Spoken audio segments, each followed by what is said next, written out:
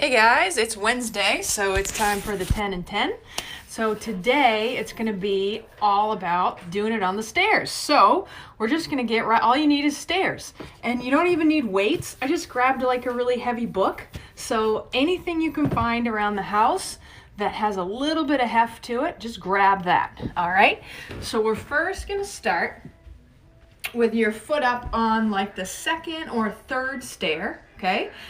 And we're just gonna kind of go forward and back with those hips. We're gonna do each side for about 30 seconds, which means, oops, I gotta start my timer. We'll do each side for about 30 seconds, and you can see I'm like circling my hips around because that's a ball and socket joint there, and we don't move it enough in all the real estate that it owns there, and we tend to go through like grooves and stay in the same groove, and that is what causes breakdown of the joint and arthritis and the cartilage to wear down. So we're gonna really work that in that nice circular motion. So I'm gonna go ahead and switch now. So we'll do each side for 30 seconds. So really just rolling that around in there. I've got my foot up on the second stair. This is something that I have so many of my clients do at home and like several times a day, because it's just such a great way to get a stretch through your hip flexors and to wake up, get more synovial fluid in those joints. It's all good stuff for those joints, okay? So the second one, I'm gonna be nice and kind of far back. I'm gonna step up and get really wide on the stair. So you can see now that my angle is really different. So I'm getting my hips over toward that foot that's right in the corner of that stairwell right there. So it's like right up against the riser, right up against the wall. Just gives me a good point to stretch. So we'll do each of these for 30 seconds. So that was 30 seconds already on that side. Gonna stick my foot way over in that corner so it's nice and wide stance there, and just bring my hip over toward that foot. Nice stretch through here, which is definitely something we don't get enough of. Oh, feels good. All right, just another couple seconds on that. Perfect. Now I'm gonna grab my book.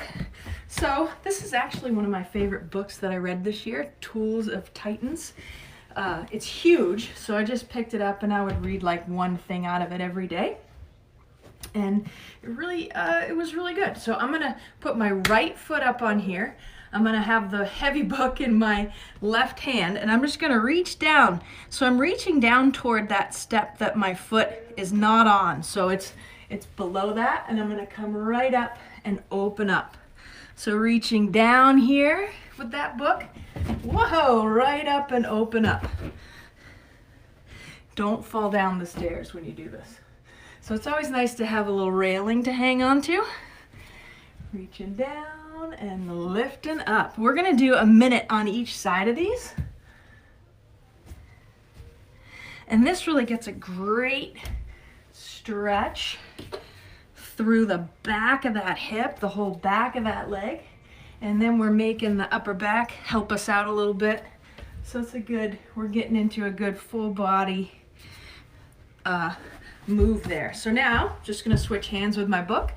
I've got my left foot up now. I've got my book in the right, or whatever you grab. Water bottle, doesn't matter. Weight.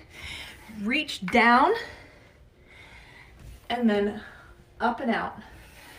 So really a great way to take a break from all the sitting that we do. I mean, I sound like a broken record with that, but we all sit too much. Gonna do a few more of these to make this a minute. About 10 more seconds. Just reach right down, come right back up. Beautiful. Okay, so the next one, we're gonna lose the book and we're gonna do a little body weight, okay? So stairs are actually a really great place to practice your push-ups, because the higher the stair you're on, the easier it's gonna be. So you can work your way down to the next step down and then all the way to the floor. But this is a nice way to get a nice push-up not have to be down on your knees, and just go for it. And we're gonna do this for a minute.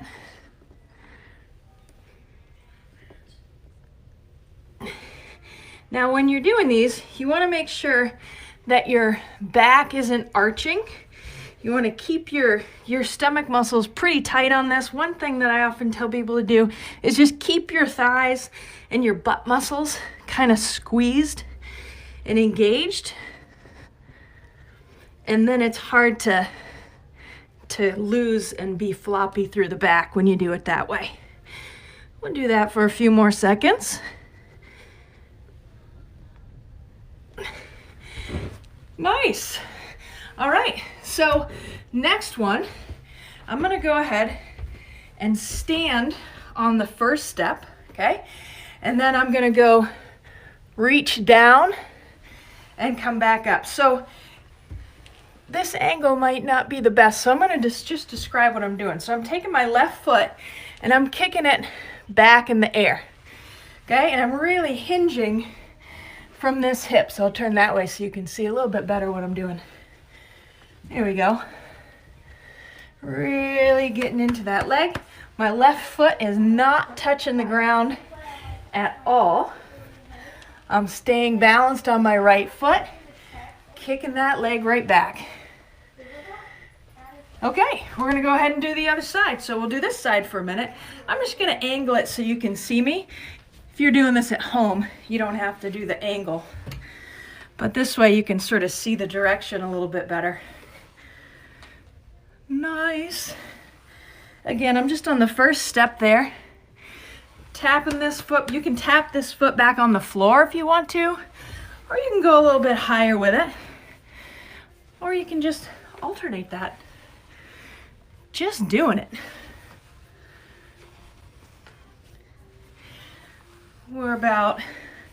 We got about 20 seconds more on this one. Kick that foot right back. Come right back up. The girls are downstairs and they're probably pretty annoyed with me because, you know, I'm talking and making a video. So we'll be done in a few minutes here. All right, perfect.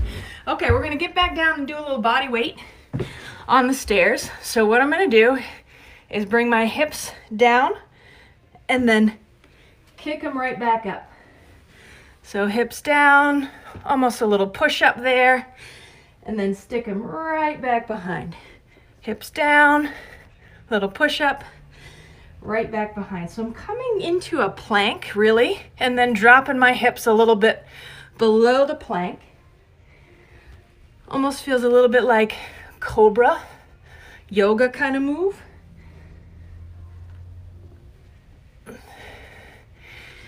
Making sure that my shoulders aren't like hiked up by my ear or anything.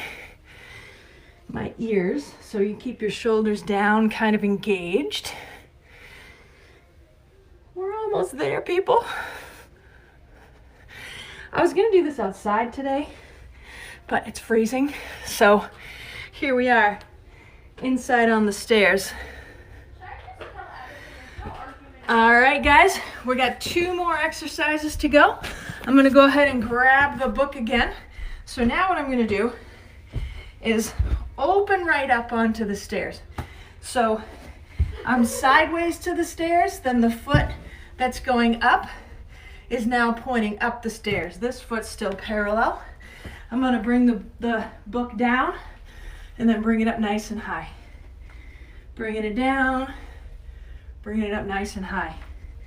And this is just another great way to get into your hips and make them strong enough to take over so that your back doesn't have to keep pulling all the weight. You also get a nice little stretch through those inner thigh muscles, which we really don't get enough of. Beautiful. Time to turn around. So now I'm sideways to the stairs again. I'm gonna open up, so this foot is now going up the stairs. The foot that's on the floor is parallel to the stairs. I'm gonna drop my book down and come right back up. That actually feels really good.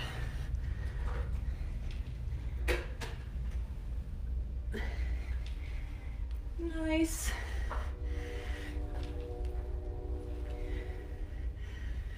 All these moves today are going to be really good for you if you feel stiff when you wake up in the morning, if you feel stiff when you get up from sitting, if you have back pain, if you have knee pain, even if you have shoulder pain.